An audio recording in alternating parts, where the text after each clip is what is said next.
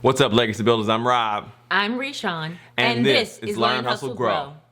Learn, Hustle, Grow is about creating a legacy. We're sharing our passions for money, marriage, and travel with other legacy builders like you. One of the questions we get often is, how do you get your spouse on board? How do you get your spouse on board with investing? How do you get your spouse on board with paying off debt?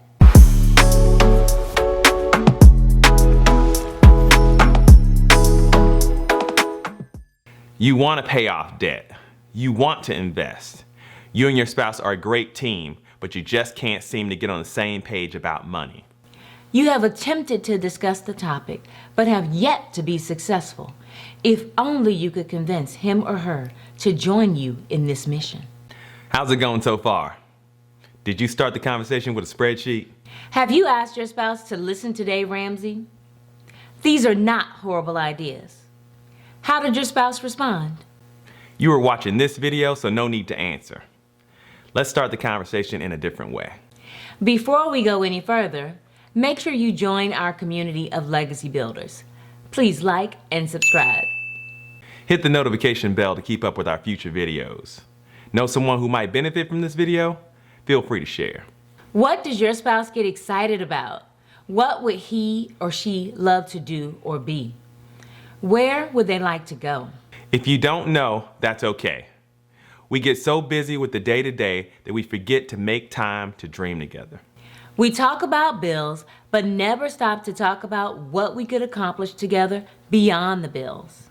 So the first step in getting your spouse on board is dream together. Spend time over a cup of coffee or dinner just talking about your dreams. Let it all out. Sky's the limit. This is not the time to talk about how. This is not the time to set goals. You might start the conversation with, if money were no obstacle. Watch your spouse's face. Take note at what makes him or her light up. There's something that he or she wants to do that they haven't even begun to think about. Adulting can make our dreams seem far off in the distance. You'll have to do this more than once. The next time the two of you are dreaming together, ask more detailed questions. When would you like to take that trip to Hawaii? When would you like to open your own business? What if we could make that happen sooner? You and your spouse need a shared vision for the future of your family.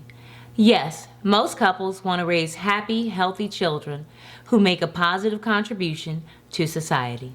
Is it possible that your purpose extends beyond your immediate family? As a legacy builder, it's your responsibility to think about your children's children. What if the plans you have for your family could change the lives of others? Each of us was created with a purpose. We are all responsible for reaching our full potential. Whatever your purpose is, once you've conquered money, it makes everything else possible. When you're not worried about money, you have the time and freedom to serve. It's important to understand your individual money beliefs. Whether or not we verbalize them, we all have feelings about money. Think about how you grew up. We both grew up poor. We understand that growing up without money shaped the way that we think about money today. Growing up, we both associated wealth with fame, expensive cars, and designer brands. Our only exposure to wealth were those images provided by the media. Before technology billionaires hit the scene, athletes and celebrities were held up as the epitome of success in American culture. We didn't have any direct exposure to successful people. When we got access to money, we purchased things that made us feel less poor. We now associate money with freedom, opportunity, and legacy building. Some people spend when they're happy, like me. Others spend when they're sad. It's important to understand the reasons behind our spending. This will help you focus on empowering each other during the planning process.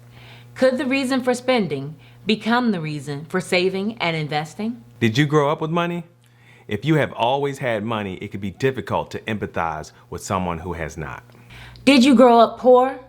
If so, you may harbor some resentment for those who live comfortably. What did your parents teach you directly or indirectly? Even if they never spoke about money, their behavior left an impression on you. What do you think about rich people? Do you believe the wealthy are selfish, greedy, and corrupt? What do you think about poor people? Do you see them as lazy? Do you think poor people are victims? What does a rich person look like? Is wealth based upon material possessions? Could the dry cleaner or the plumber be rich? Do you hate money? Do you love money? Money is just a tool. Our history with money and our feelings about money create our money mindset. You have discussed the components of your money mindset. Let's talk further about vision and purpose. Who are you as a couple? What do you want for your family? Consider writing down your vision and purpose statement. Rob and I believe the following. We walk out our faith, leaving an inheritance to our children and their children while blessing those less fortunate. Debt-free living, always grateful, always giving, always growing. The decisions we make for our life together must line up with this statement. It reminds us to be grateful for all that we have, even when we are not where we want to be. Becoming debt-free is only the beginning. Sharing what we have learned is part of how we give to others. We all need to grow. Stepping out of our comfort zone to try new things helps us to grow. International travel and creating this YouTube channel have both stretched us in ways we could not have imagined. What are you learning? How are you growing?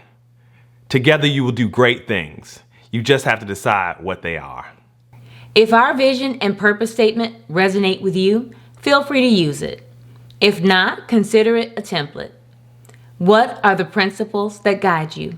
If you are not familiar with the concept of a vision and purpose statement, it might take some time to embrace the idea. You can always come back to it. For those husbands who are struggling with clarity of vision, a woman's greatest need is security. I find it both comforting and attractive that my husband has a big picture vision for our family. It's one of the things I admire most about him. Your statement of vision and purpose is a living, breathing document. As you change, feel free to change your document. Now is the time to create a plan. You will work together to turn a dream into a goal. You will begin by discussing obstacles. What is keeping you from doing it right now? One of the things that Rashawn and I have discovered while talking to other couples is I love you doesn't mean full transparency with finances. If your finances are separate, now is the time to put everything on the table. You have to be honest with yourselves regarding what you are facing. Joining your finances is not about turning your finances over to your spouse. Both parties should be aware of your shared financial position.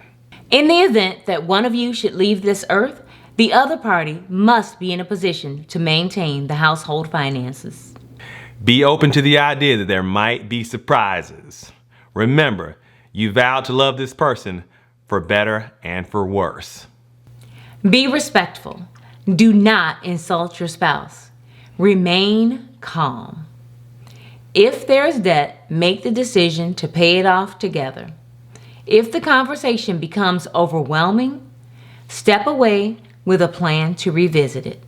If the discussion seems like too much for you two, seek the support of a licensed marriage counselor. Do not give up. In order to move forward, your spouse needs to accept responsibility for his or her money choices. He or she cannot do that if you shame them. It may look like a mess.